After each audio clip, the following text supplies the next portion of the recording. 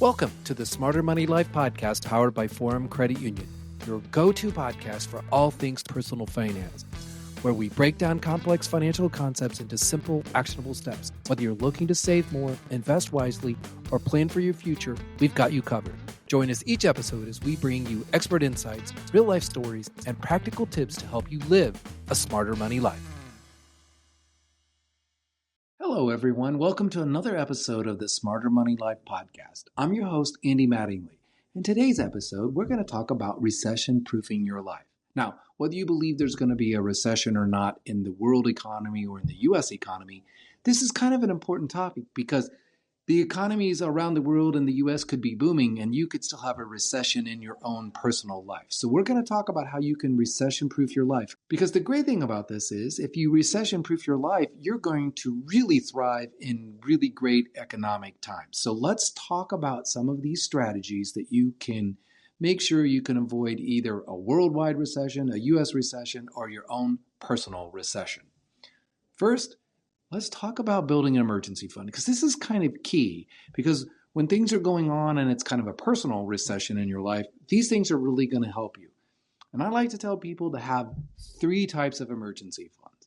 Now, the first one is kind of that unexpected expense fund. You know, you're driving along, you blow out a tire because you hit a curb or a pothole or something like that.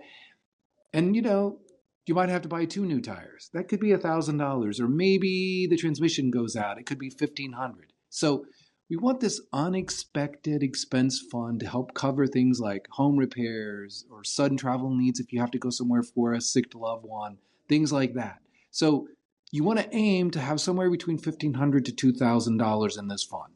There's a lot of research that says that most people will experience this kind of unexpected expense multiple times in their life. So having this fund is good to help you get through these times and not create other hardships.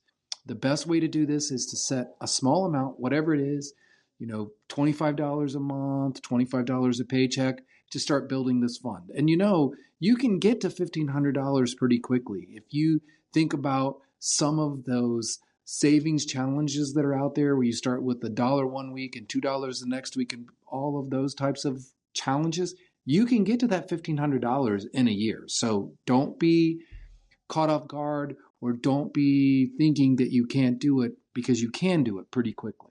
That next emergency fund is kind of that catastrophic or loss of income fund. Now, this is where you got to try to get a goal of 3 to 6 months of your living expenses. So you kind of look at everything you're spending on, like your rent or mortgage, utilities, groceries, and other essentials, and multiply that by the number of months you want to cover. Now, this is kind of your safety net in case there's a job loss or there are income disruptions so that you have some time to find a new job or to increase your income, or perhaps someone has to be off for a short period of time, either due to illness or that you had a child. This will help you get through those times. The third emergency fund is kind of your medical expense fund. And if you work at an organization that offers a health savings account because you're on a high deductible plan, you can get some tax advantages by saving in an HSA. So you want to contribute regularly to this. Maybe your company will even contribute to it. And just make sure you only use it for the bigger expenses, maybe to cover some of those big deductibles, but don't use it for every medical expense so you can build it up. And those funds don't go away. So year after year, if you don't have a lot of medical expenses, you can build a pretty healthy fund. So if you have something big, you'll be able to cover it. Now, the next important recession-proofing goal is to live below your means. And that's really difficult for people to do sometimes because maybe your income isn't there and you have a lot of expenses like student loans and auto loans and all those things that you have to do. So the first thing to do is to look at ways to reduce some of those loan payments. So you want to look at if there's better interest rates, or maybe you can stretch it out just a little bit by refinancing or put a bunch of them together so you have one lower monthly payment, but you can pay it off quickly. And if you've had these loans for a little bit of time, maybe your rate is better, maybe your credit score is better, so you can get a better rate, which will help you. With student loans, perhaps it's refinancing them again and looking at ways to make sure that that monthly payment fits into your current monthly income allotments and expenses that you have. So that's one thing you can do. Another thing is to just look at your bills and are things that you can do, like a cheaper cell phone plan, maybe something different with your internet plan. Those are things that you can do to reduce some of those expenses that you're going to have, but you can look at it. And finally, if you have a car, if you have homeowners insurance, if you have rental insurance, make sure you're shopping those every year to get the best rate, because that's another way to lower some of your expenses so you can live within your means. Now, the next thing to do with your recession proofing your life is to make sure that you're lowering your expenses or spending on wants. It's kind of like when you go on a diet. If you cut out sweets and make sure you get over those cravings, you have a better success in what your weight goals are. Well, it's the same thing with spending. If you cut out some of those things that you really shouldn't be spending money on, then it's going to help you have more money to save and also make you realize that you don't need all of these things. So where do you look at it? First, unused subscriptions. We all get a subscription so we can binge the latest show out there or the latest season, but then we don't watch that streaming service for 6 or 7, 8, 9 months. So go ahead and get it and then cancel it when you're done, and make sure you're not paying for 3 or 4 streaming services that you haven't watched in months. So that's the first thing to look at. If you have some digital magazine subscriptions and you're not reading those anymore, get rid of those. Think about gym memberships. Are you really using it? If you're not, then make sure you get rid of those. Then you can think about, like, on the entertainment side, do you need to do some of your own DIY entertainment? So instead of spending money on expensive outings, find free or low-cost activities. So it could be hiking, it could be visiting local parks, it could be hosting game nights with friends, it could be going out for movies at matinee, it could be looking for free concerts for some of the up-and-coming bands instead of always going to the named bands, the headliners. You don't always have to do that. If you like golf or some other activity, pickleball, any of those things, find times when it's cheaper to rent courts or to pay the green fees, things like that. Those are great opportunities for you to DIY your own entertainment, but also to lower the cost when you can't do it. And then finally, look for free items or secondhand items instead of buying new. Websites like FreeCycle or the local buy-sell groups can be great resources to find some of the things you need that are in great condition, but you don't have to pay full price for. Another great recession-proofing strategy is to increase your financial flexibility. So this means a few things. One, you have to build debt slowly. If you build a lot of debt, you don't have a lot of flexibility in your spending or your outlays because you got all this debt you have to do. So focus only on necessary expenses for debt, because that could be education, that could be transportation. And then also prioritize on paying off high interest debt or the highest payment debt so you can keep that debt lower. And one of the things you have to really be careful of is the buy now, pay later, because it's pretty easy to buy a lot of things, to buy a treadmill, to buy a couch, to buy a TV, and have 6 or 7 or 12 months to pay them off. But the problem is, if you're not paying attention to that, all of a sudden you've got a lot of outgoing expenses and you haven't increased your income. And so you don't have as much flexibility if something happens and your income is reduced. So be careful with doing those and don't take on too many at one time. Another thing you can do to increase your financial flexibility is to have a side hustle.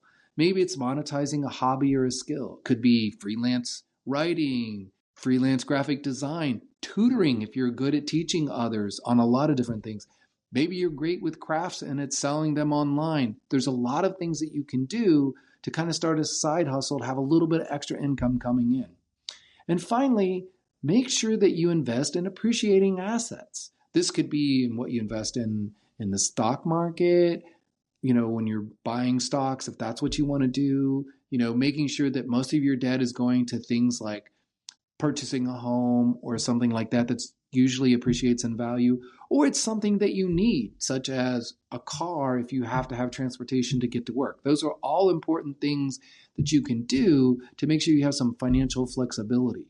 Another thing that people think about too is if you are in a relationship and you're both working, but you're mainly working from home and you only really need one car, then think about only having one car, especially if it's not paid for. So you only have one car payment, but you also only have one car to insure. There's a lot of ways you can cut one car to maintain. So there's a lot of ways you can cut expenses with transportation if you have that flexibility. Now, one of the most important recession moves is to have a contingency plan. And this is really important because You want to look at all the different possible multiple income scenarios that you have and create budgets for those different levels. And this helps you realize what expenses you'll need to cut if your income falls to a certain level. Another thing to do is to do an asset inventory. What things can you sell or tap into during your emergency? This is things like in savings accounts and investments and any valuable possessions. And the reason why you do these two things is so that you can avoid this third thing, which is panic decisions. Because if you have this plan, you will make informed decisions and you won't react out of fear. Because if you make panic decisions, you often make decisions that aren't best for you in the long term and maybe don't even solve your short-term issues. Now, finally, the way to put this all together, and it's one of the most important things, and it's something that you can do every day, is to become a smart shopper. And smart shopper is lots of things. It's comparison shopping. So you're always making sure you're getting the best price upon a purchase. And there's tons of apps and websites that you can use to find the best deals. It also means looking for discounts. You look for coupons and promo codes. Maybe you sign up for newsletters and loyalty programs just because you know you can get a discount. But the most important thing you can do about being a smart shopper is make sure that you are looking for value over price. So it's not always the lowest price that you want to buy. You want to buy the one that's going to last the longest because that's more value. You also want to sometimes think about buying used instead of new because maybe that's the better value play. But if you're a smart shopper, you're going to start saving money that can help you fund those emergency funds, that can help you pay down your debt quicker, and also gives you some more of that financial flexibility that we're looking for if something happens to your income. So whether there's a recession or not, if you implement these strategies, you've really made your financial situation a lot better. And if it's a thriving economy and you personally are thriving, you're going to do even better than you could if you don't take some of these strategies to recession-proof your life. So put these strategies in place now before there's a recession, either in the US or in the world or even in your personal life, and you'll be better off for it. That's all for this episode of the Smarter Money Life podcast. Thank you for joining me. I hope you found our discussion helpful and inspiring. You can find more resources on the Smarter Money Life page at forumcu.com. Remember, making smart financial decisions is a journey, and every step you take brings you closer to your financial dream. Be sure to tune in next time for more tips and insights on managing your money. Until then, stay smart and financially savvy.